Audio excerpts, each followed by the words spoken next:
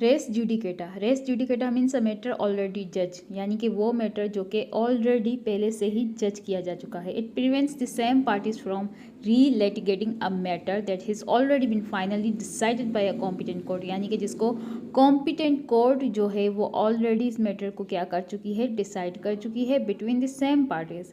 Essential conditions इसकी देखते हैं। The matter must be directly and substantially in issue in both party, यानी कि दोनों पार्टीज के बीच में डायरेक्टली या तो फिर सब्सटेंशियली तौर पे एक इशू है। The former suit must be between the same parties are their representative, यानी कि जो पहले वाला सूट जो है वो उन्हीं दो पार्टीज के बीच में है या उनके जो भी रिप्रेजेंटेटिव वगैरह है उनके बीच में है। The matter must have been heard and finally decided, उस मैटर को सुना गया है और उसको फाइनली डिसाइड किया गया है। The former court must have been a competent to try this subsequent suit, जिस कोर्ट ने ये फैसला दिया है, जिस कोर्ट ने ये केस सुना है, वो कॉम्पिटेंट कोर्ट होनी चाहिए उसको ट्राई करने के लिए।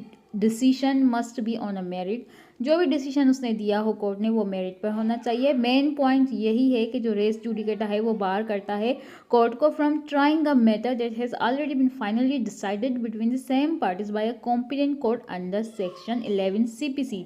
ठीक है, यानी कि बार करता है उन केसेस को, उन मैटर्स को ट्राई करने से जो कि ऑलरेडी डिसाइडेड हैं between the same party. Section 11 CPC का ये कहता है। इंपॉर्टेंट केस ला अगर पाकिस्तान के हवाले से देखें तो PLD 1979, supreme court 53 Abdul Ghaffar versus government of Pakistan, जिसमें जो सुप्रीम कोर्ट है held that once a matter is decided between party, supreme court ने ये कहा है कि एक बार अगर मैटर पार्टीज के बीच में डिसाइड हो चुका है, it can not be reopen under the principle of res judicata, दोबारा इसको रीओपन नहीं किया जा सकता रेस जुडिकेटा के प्रिंसिपल के तहत।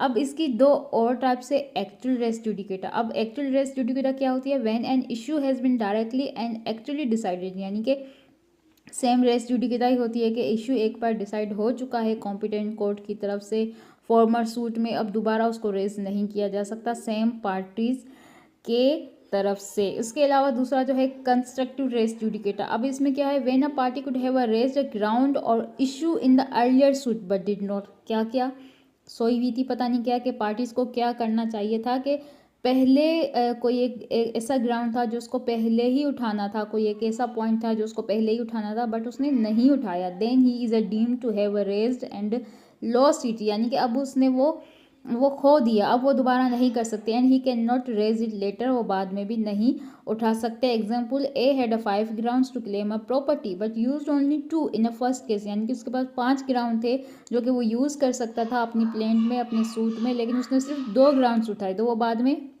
बाकी के 3 भी नहीं